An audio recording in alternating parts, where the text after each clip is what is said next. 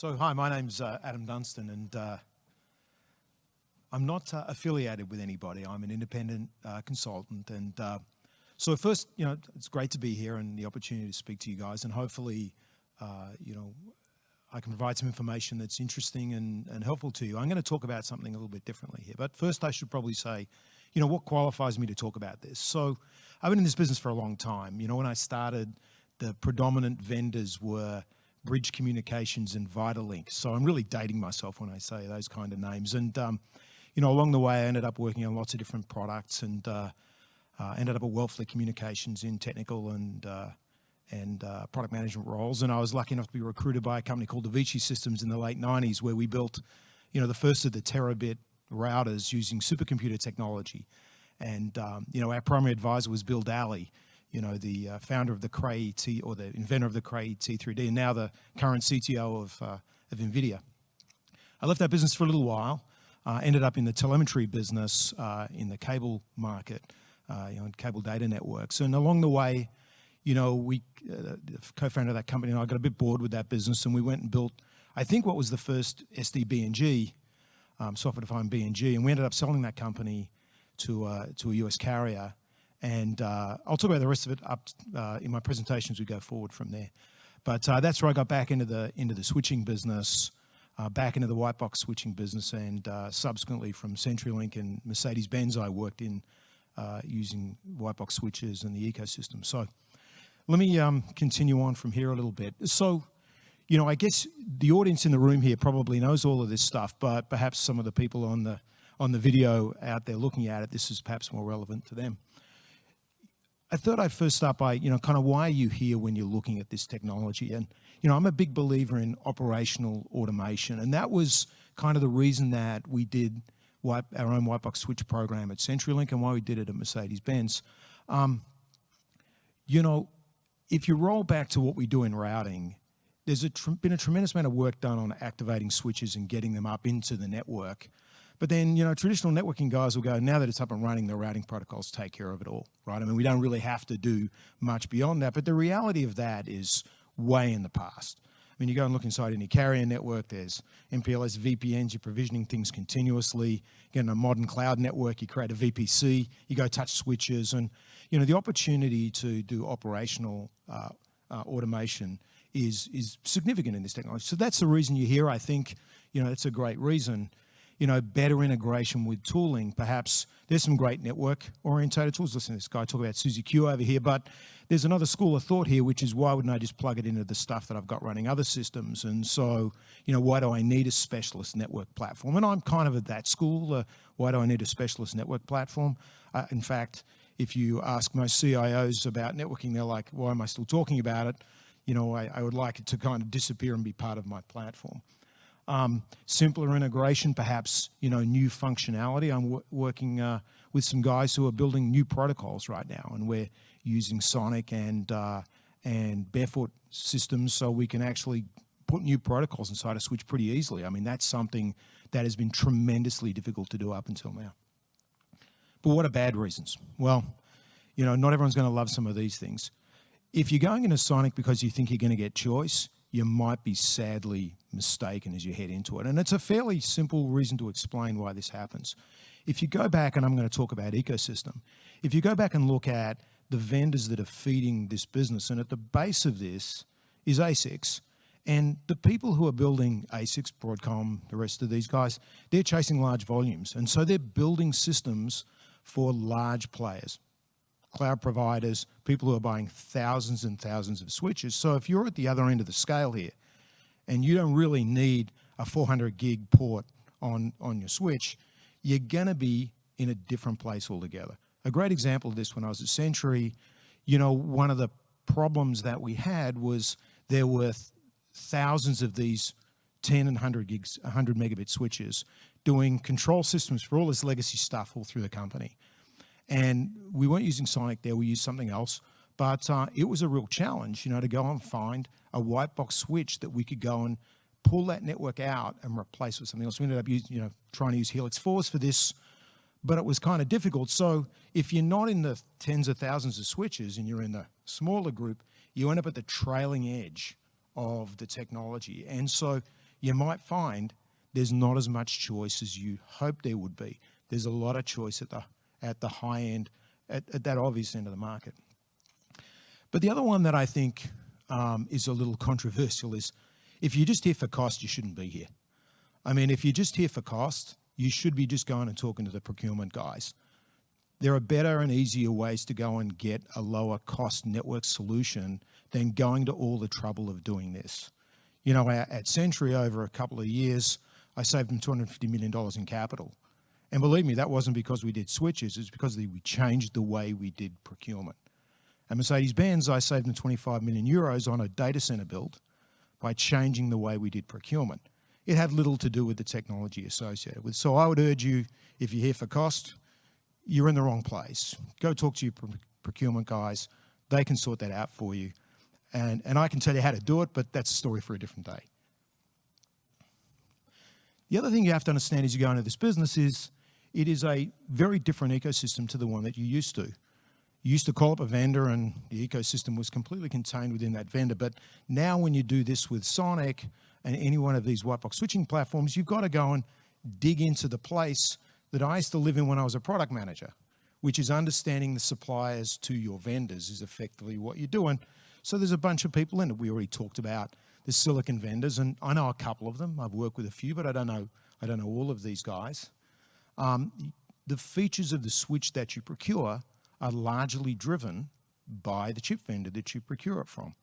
I'll give you a great example of, thinking about some of these problems. So another one at the carrier, we had all these places where we needed simple cross connects. And by simple cross connect, I mean we wanted an Ethernet to go in one port and to go out the other.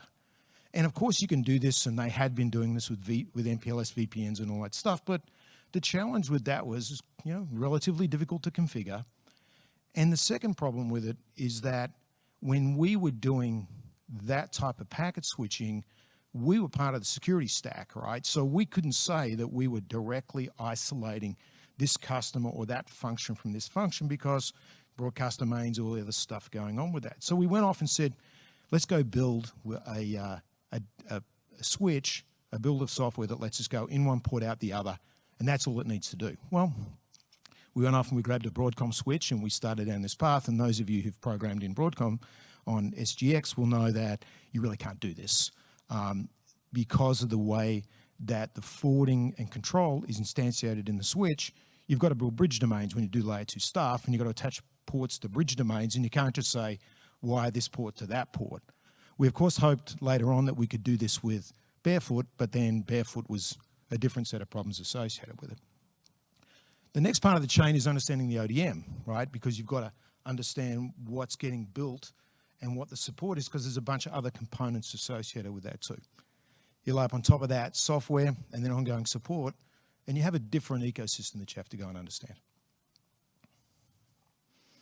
So for those who don't know, and I know everyone in the room here knows this question already, what is Upstream? So Upstream is the thing that's on GitHub.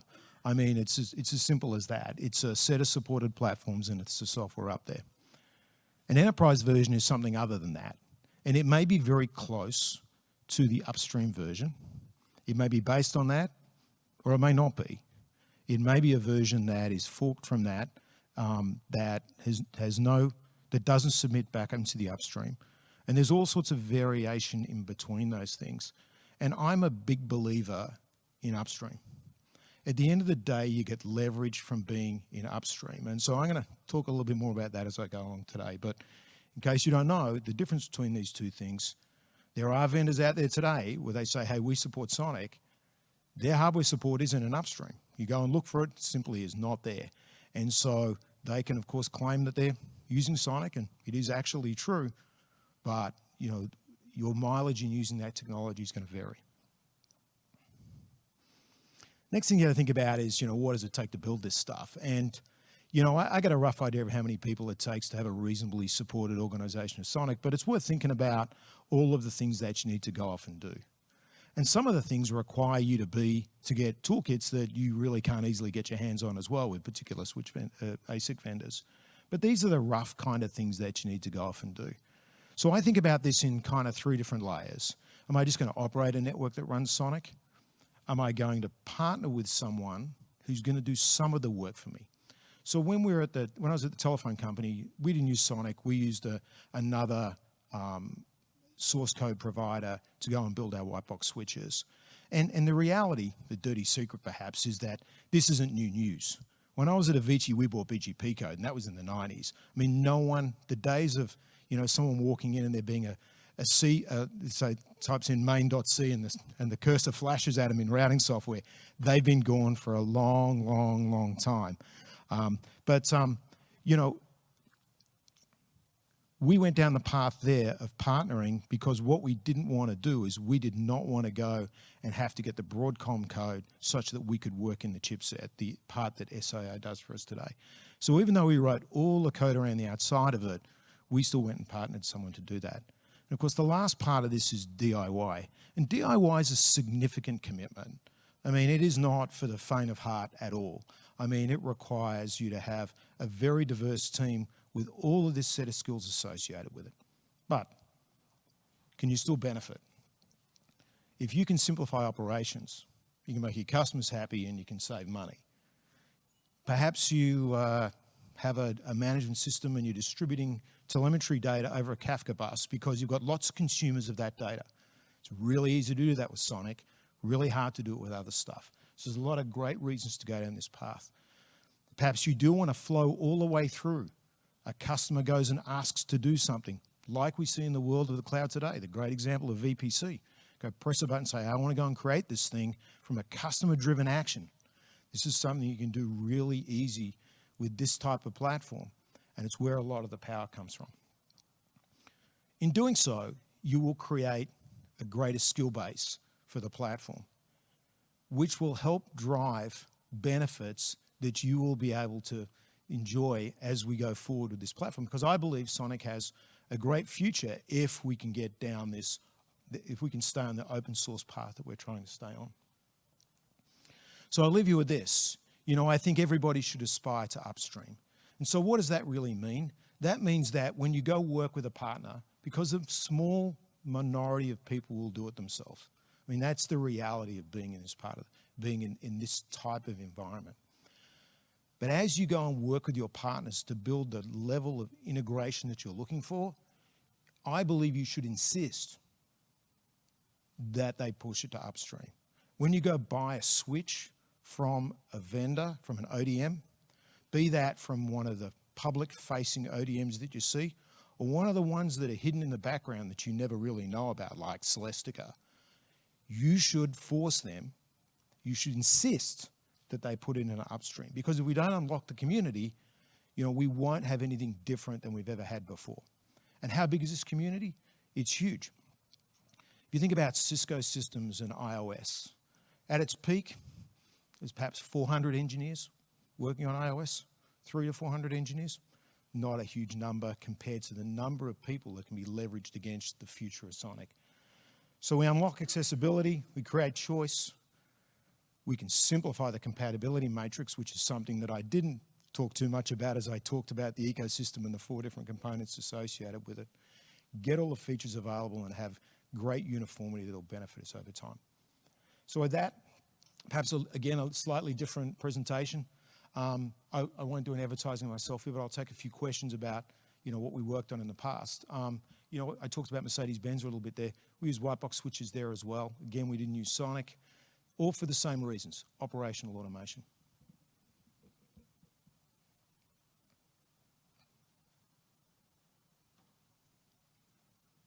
No questions? Fantastic. Thanks.